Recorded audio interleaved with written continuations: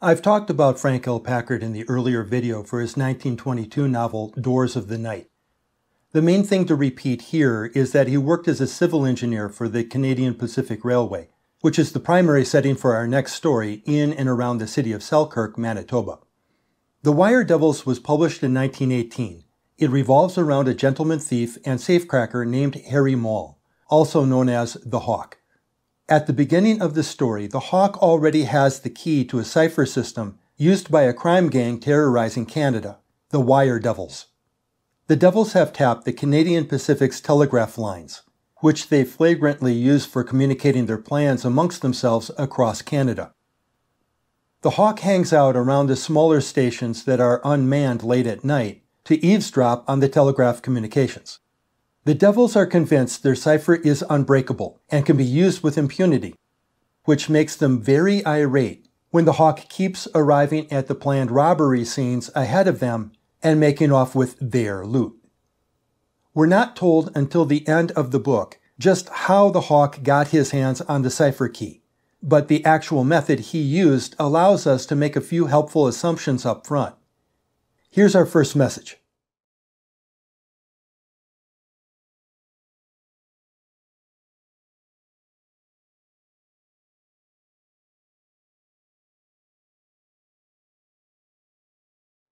What we know.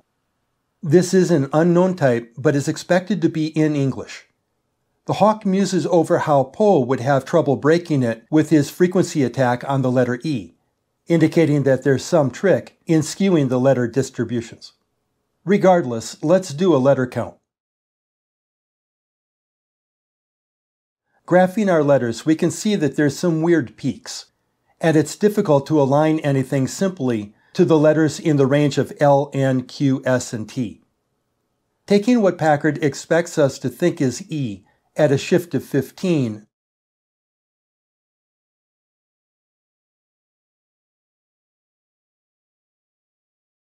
what would our decryption look like?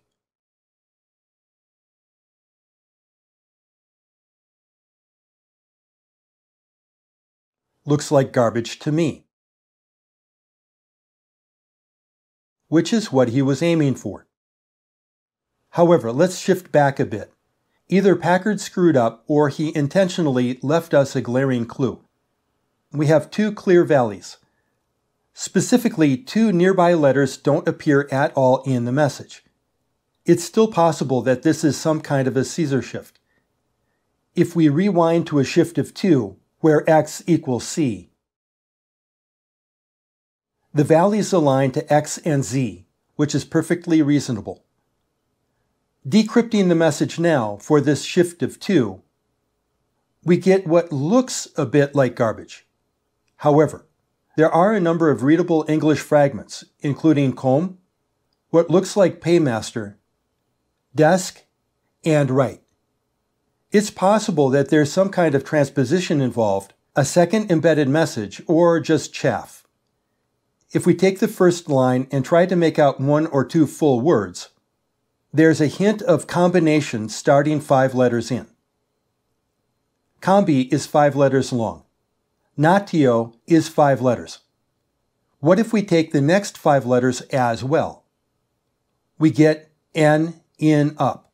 Combination in, up. How much chaff do we need to exclude to complete the word upper? Just 1 letter. Let's try one more group. Skip letter 1, letter 2. Drawer is misspelled, but we'll ignore that for the moment. Combination in upper drawer. The plain text is consistently in groups of 5 letters. Let's look at the chaff. Ignoring the first 5 blanked out letters, we have a group of 2 letters, a group of 3, just 1 letter, and then a group of 2 again. Can we assume that the 2-3-1 pattern repeats at this point? Combination in upper left drawer. Continuing the pattern on the other 3 lines, we can read with errors. Combination in upper drawer, left side, divisional paymaster desk. 10,000 in safe tonight. Put number 1 on job. Okay, that wasn't so hard to break.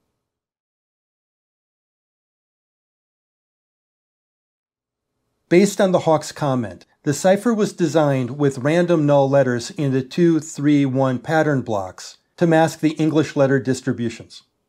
The Hawk swoops in and steals the paymaster's 10,000 just slightly ahead of gang member number 1.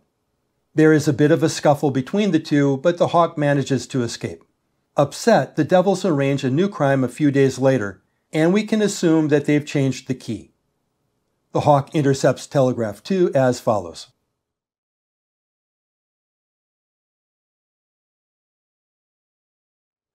The Wire Devils did a better job of masking the low-frequency letters this time. So let's switch tactics.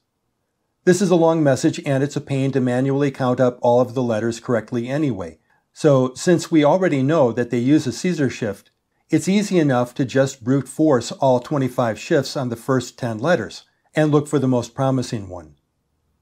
Take our first 10 letters, shift 1, 2, 3. We can see NUMB starting 4 letters in, and we also know that the gang refers to themselves by numbers. Trying to piece together our plain text again.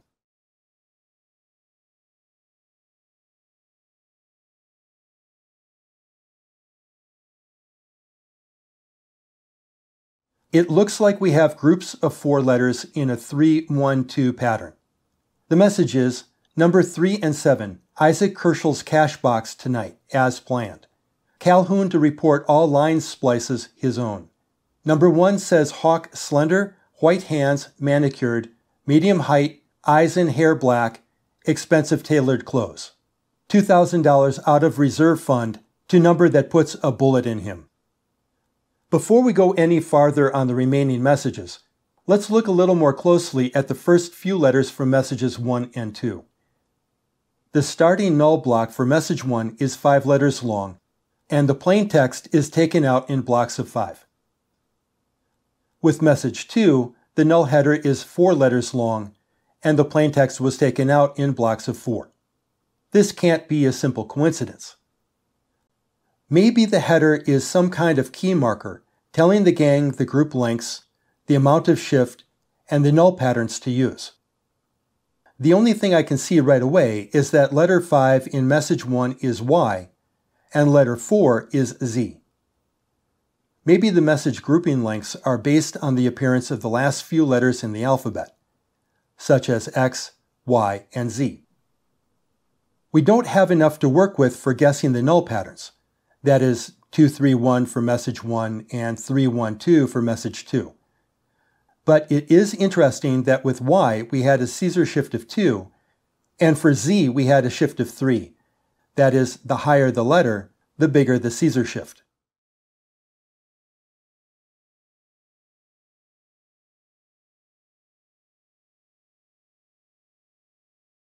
With message 3 we have this short bit.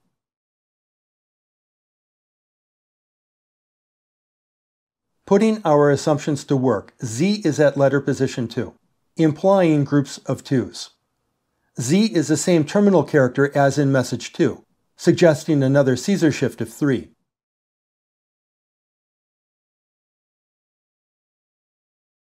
Eliminating the null letters as we go, blank out PZ, keep the RA pair, blank I, blank H, blank J, keep the IN pair, blank M, keep Y. It looks like we have a 3-1 pattern, and the plain text is rainy. We learn later that the Wire Devils are targeting the Rainy River Bridge. Comparing the headers we have now, MTLKY, WTAZ, and PZ, I still can't see anything that indicates the null patterns 2-3-1, 3-1-2, or 3-1. But what we've figured out so far seems to be forming a working hypothesis. Let's go to message 4.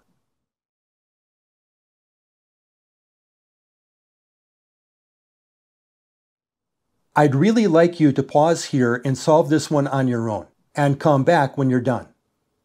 All of the cipher messages are pinned in the comments below.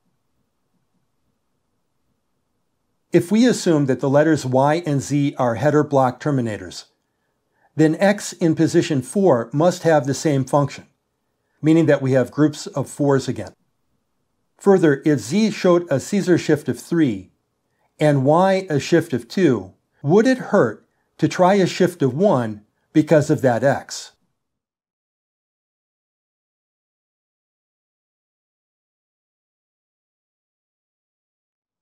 There is a confusing typo in the cipher, which Packard himself seems to have missed when he provided the plaintext immediately after.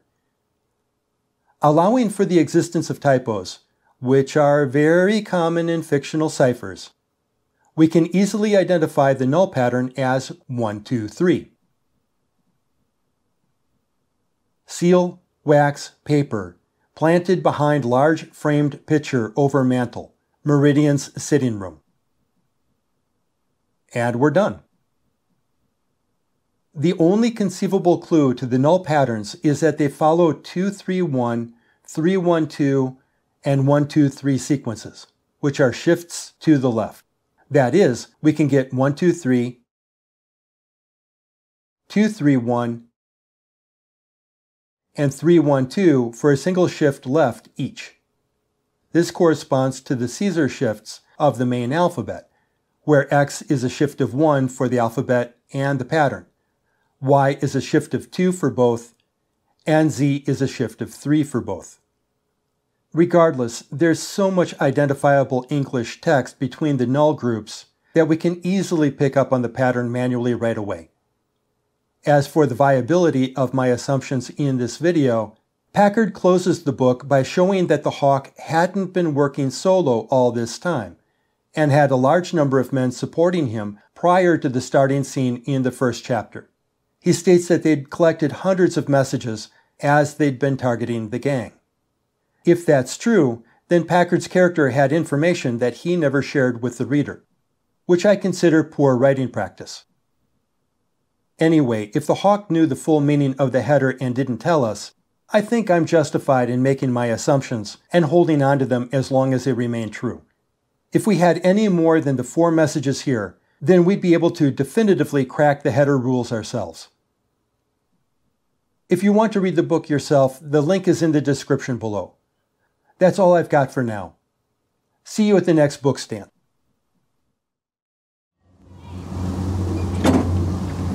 Got questions, comments, or suggestions?